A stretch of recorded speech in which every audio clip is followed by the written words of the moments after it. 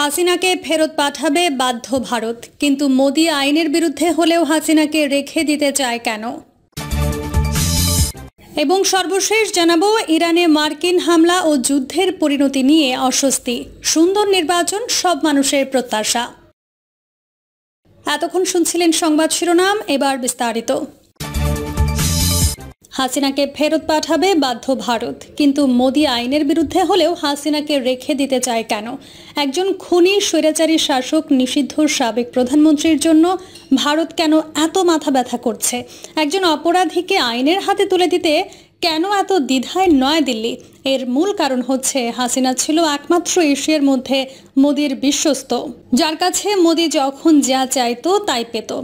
এখন যেমন করেই হোক হাসিনাকে আবারও ক্ষমতায় আনার পায়তারা করছে ভারত সরকার। জুলাই আগস্ট বিপ্লবের সময় ঘটে যাওয়া নৃশংস দমন পীড়ন, গুম ও হত্যার দায়ে বাংলাদেশের সাবেক প্রধানমন্ত্রী শেখ হাসিনার বিরুদ্ধে আন্তর্জাতিক অপরাধ ট্রাইব্যুনাল অবশেষে গ্রেপ্তারি পরোয়ানা জারি করেছে। ভারতের পত্রিকা ও টেলিভিশনের স্ক্রিনে ভেসে ওঠে সেই নাম, শেখ হাসিনা। এজলাস কক্ষে নেমে আসে নিস্তব্ধতা, হাসিনাকে নিয়ে টেনশনে পড়ে গেছে ভারত। মোদির প্রিয় পাত্র হাসিনাকে নিয়ে দ্বিধায় পড়েছে নয়াদিল্লি।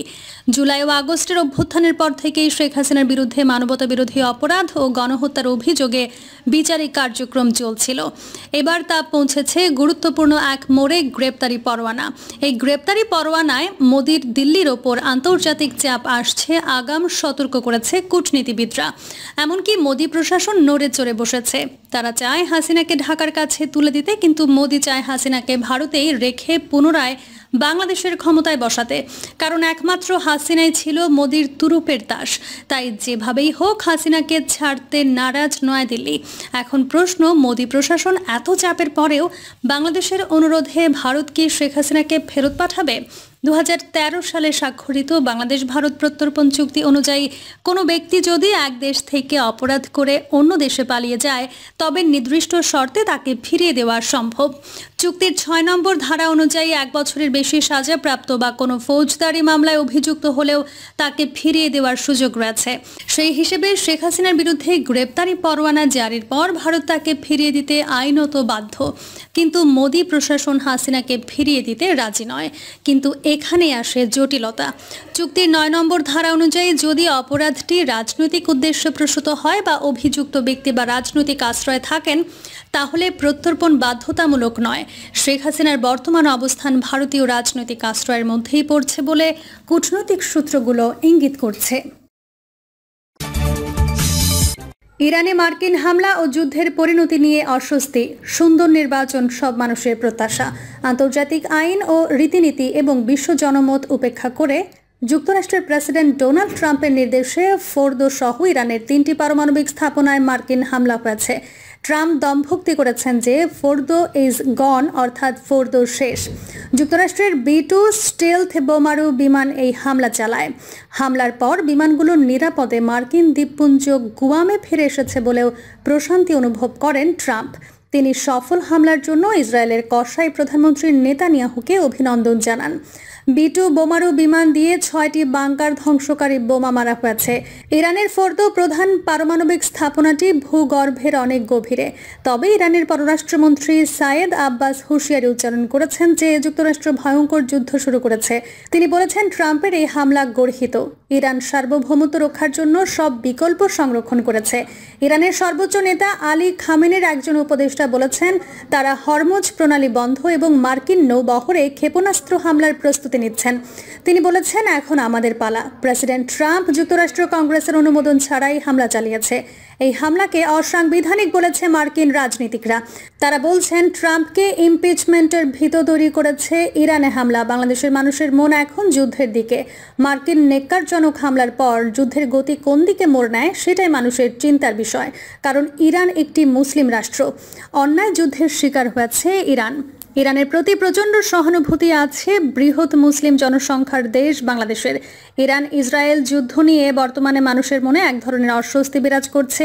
এদিকে রাশিয়ার প্রেসিডেন্ট পুতিন বলেছেন, বিশ্বযুদ্ধের দিকে বিশ্ব এগিয়ে যাচ্ছে। তবে যুদ্ধের ডামাডোলের মধ্যেও বাংলাদেশের নির্বাচনী রাজনীতি থেমে নেই। ভোটের লড়াই ক্রমেই সরগরম হয়ে উঠছে।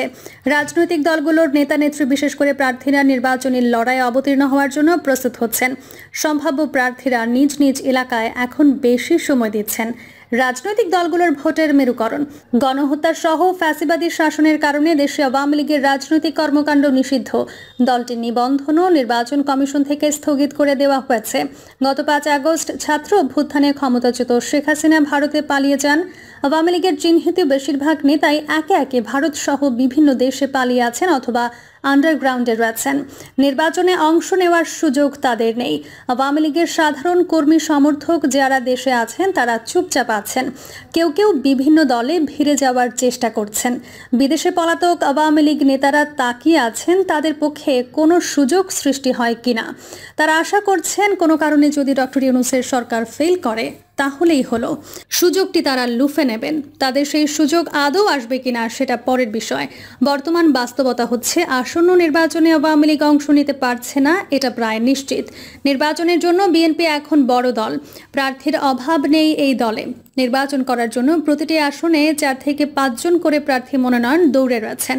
কে মনোনয়ন পাবেন সেটা নিশ্চিত করে কেউ বলতে পারছে না। 300 আসনের প্রার্থী তালিকা চূড়ান্ত করবেন শীর্ষ নেতা বিএনপির ভারপ্রাপ্ত চেয়ারম্যান তারেক রহমান। বিএনপির সঙ্গে তাদের জোট শরিক এবং সমমনা দলগুলোর আগ্রহী প্রার্থীরাও মনোনয়ন দৌড়ে রয়েছেন। কয়েকটি ইসলামী দল, কর্নেল অলি আহমেদের লিবারেল ডেমোক্রেটিক পার্টি, জোনায়েদ সাকির গণসংহতি আন্দোলন, মাহমুদুর রহমান মান্নার নাগরিক ঐক্য, সাইফুল হকের বিপ্লবী ওয়ার্কার্স পার্টি, সিপিবি এবং ডক্টর কামাল হোসেনের গণফোরাম সহ বাম দলগুলোর সঙ্গে বিএনপি সমন্বয় করে প্রার্থী দেওয়ার চিন্তা ভাবনা করছে। বিএনপির পরেই বড় দল হিসেবে রয়েছে বাংলাদেশ জামায়াতে ইসলামী। জামায়াত 300 আসনে নির্বাচনের ঘোষণা করে ইতোমধ্যে বেশিরভাগ প্রার্থী ঠিক করে মাঠে নামিয়ে দিয়েছে। প্রাথমিকভাবে ঘোষিত জামায়াত প্রার্থীরা সংশ্লিষ্ট আসনে জনসংযোগও করে যাচ্ছেন। পাশাপাশি জামায়াত অন্যান্য ইসলামিক দলের সঙ্গে ঐক্যবদ্ধভাবে নির্বাচন করার জন্য কাজ করে যাচ্ছে। খবর বের হয়েছে যে জামায়াতে ইসলামী ইতোমধ্যে চরমোনাই পীরের ইসলামী আন্দোলন এবং বাংলাদেশ খেলাফত মজলিস সহ অন্তত 10টি দলের সঙ্গে ঐক্যবদ্ধ হয়ে নির্বাচনের জন্য সমঝোতার উদ্যোগ নিয়ে এগিয়ে চলেছে। ছাত্র দলের এনসিপির সঙ্গে সমন্বয় করে নির্বাচন করার ব্যাপারেও তাদের চেষ্টা রয়েছে। তবে এনসিপি নির্বাচনে তাদের চূড়ান্ত চিন্তাভাবনা এখনও প্রকাশ করেনি। দেশব্যাপী এনসিপির দল গঠন এখনও সম্পন্ন হয়নি। দল গঠন ও নিবন্ধন নিয়ে তারা এখন ব্যস্ত। তবে কোনো নেতা বলেছেন 300 আসনের মনোনয়নের চিন্তাভাবনা এনসিপির রয়েছে। তারা এও আশা করেছেন যে শেষ মুহূর্তে অনেক অবসরপ্রাপ্ত সামরিক ও বেসামরিক আমলা, অতীতে বিভিন্ন দলে থাকা জনপ্রিয় নেতারা এবং বিএনপির মনোনয়ন বঞ্চিতরা তাদের প্রার্থী হতে পারেন। জাতীয় পার্টি নির্বাচন নিয়ে বেকায়দায় রয়েছে।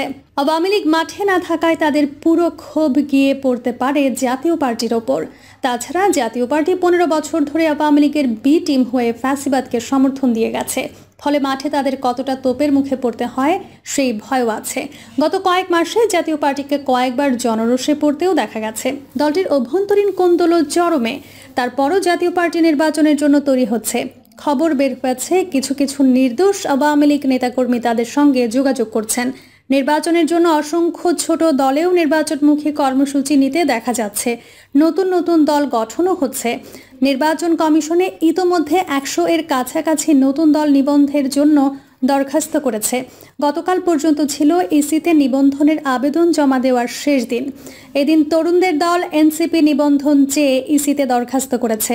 নির্বাচন কমিশন থেকে যে কটি দলকে নিবন্ধন দেওয়া হবে তারাও নির্বাচনের জন্য বড় দলগুলোর সঙ্গে জোটবদ্ধ হওয়া বা আসন পাওয়ার ব্যাপারে তৎপরতা চালাবে। কেমন হবে নির্বাচন? দেশের মানুষের প্রশ্ন, আগামী জাতীয় নির্বাচন কেমন হবে? অন্তর্বর্তী সরকারের প্রধান উপদেষ্টা নোবেলজয়ী ডক্টর মোহাম্মদ ইউনূস জাতির উদ্দেশ্যে দেওয়া ভাষণ এবং লন্ডন সফরকালে বিভিন্ন অনুষ্ঠানে বক্তব্যে ঘোষণা করেছেন তিনি ইতিহাস সেরা একটি সুন্দর নির্বাচন দেশবাসীকে উপহার দিতে চান। শেখ হাসিনা 15 বছরে 3টি একতরফা নির্বাচন করে দেশের পুরো নির্বাচনী ব্যবস্থাকে ধ্বংস করে দিয়ে গেছেন। দেশবাসীও নির্বাচনের ওপর আস্থা হারিয়ে ফেলেছে। এ ধরনের একতরফা প্রহসনের নির্বাচনের পর একটি ইতিহাস সেরা সুন্দর নির্বাচনের আশা তাই ডক্টর ইউনূসেরই শুধু নয়, সারা দেশের মানুষেরও। কারণ গত 3টি নির্বাচনে মানুষ ভোট দিতে পারেনি, তাদের ভোট দেওয়ার প্রয়োজনও হয়নি। এবার যদি তারা নিজের পছন্দের প্রার্থীকে কোনো ধরনের ভয় ভীতি ও চাপমুক্ত পরিবেশে ভোট দিতে পারেন তাতেই তারা খুশি হবেন। 15 বছর মানুষের ভোট দিতে না পারার ক্ষোভও আওয়ামী লীগের পতনের পেছনে অন্যতম কারণ ছিল। প্রিয় দর্শক, এই ছিল এখনকার সর্বশেষ সংবাদ। আপডেট সব সংবাদ পেতে চ্যানেলটি সাবস্ক্রাইব করে বেল আইকনটি ক্লিক করে রাখুন।